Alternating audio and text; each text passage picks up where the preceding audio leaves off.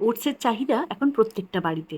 তাই আজ ওটস দিয়ে বানাবো দারুণ এক ব্রেকফাস্ট। 1 কাপ ওটস নিয়েছি, শুকনো কড়ায় ভেজে নিলাম।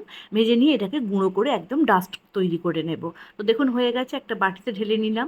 এবার 1/2 কাপ মুগ ডাল আর মুসুর ডাল মিশিয়ে ভিজিয়ে রেখেছিলাম 1 ঘন্টা আগে।